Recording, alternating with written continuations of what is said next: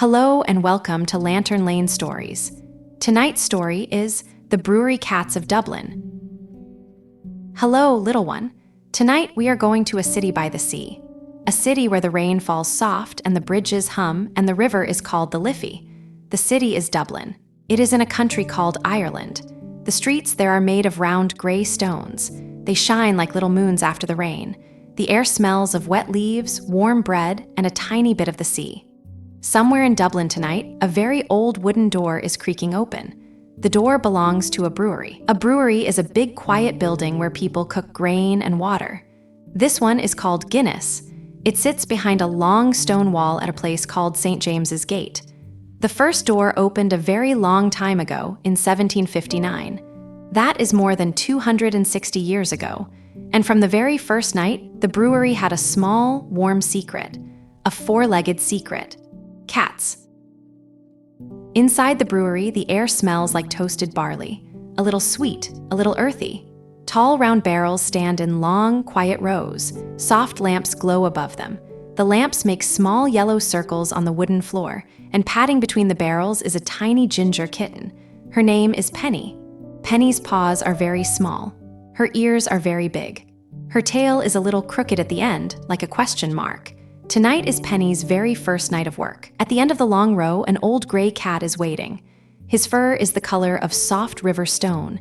His eyes are the color of moss. His name is Pepper. "You must be the new one," Pepper said gently. "Yes, sir," said Penny. Her voice was very quiet. "I'm Penny." "Welcome to the brewery, Penny," he said. He sat down and curled his tail around his paws. "My grandfather worked here, and his grandfather, and her grandmother before that. We have been here since the very first night." Penny's eyes went wide. "Since 1759?" she whispered. "Since 1759, Pepper said." He smiled the way old cats smile, slow and a little proud. "Come," Pepper said, "I will show you the rounds."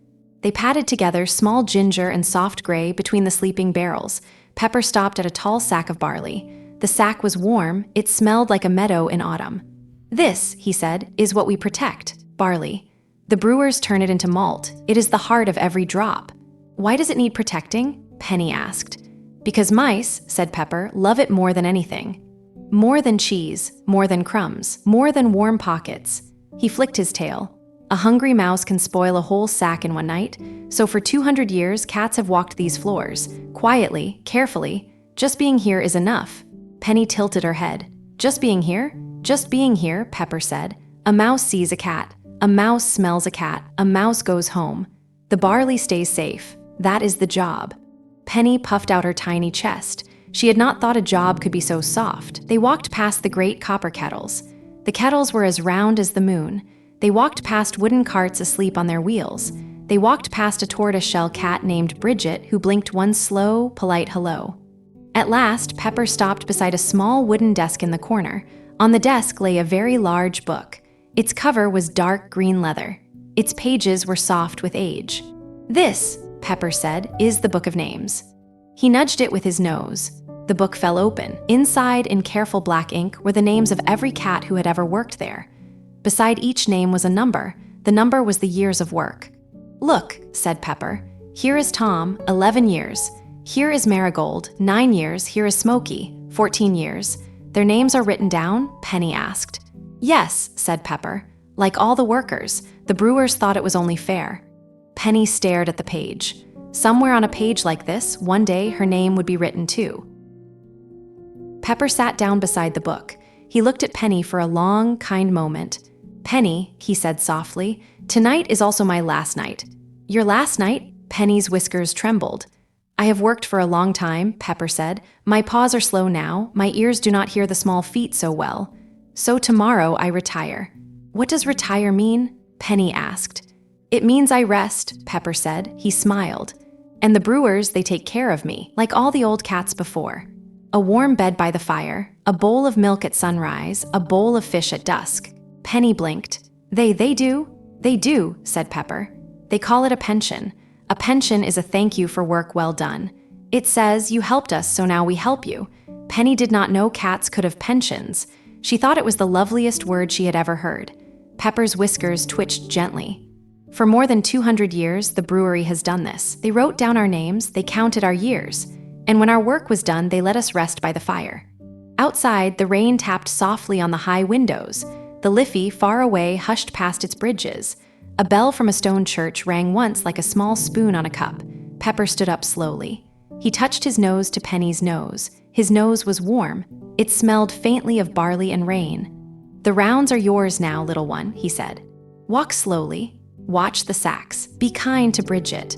And when you are tired, come and find me by the fire." "I will," said Penny. She watched Pepper pad away through the long row of barrels. He walked into a circle of soft yellow lamplight, and then into another. And then he was a small gray shape by the brewer's fire, curling up on a folded wool blanket. Penny took a careful breath, and then she began her very first round. She padded between the barrels. She watched. She listened. Tonight, no mouse stirred at all. The barley slept safely under its warm sacks. Far away on the other side of Dublin, a museum keeps a glass case full of small things. Tiny collars, a little blue bowl, a page from the Green Book of Names. It is called the Guinness Storehouse. If you ever go to Dublin, you can see it. You can read the names of the cats.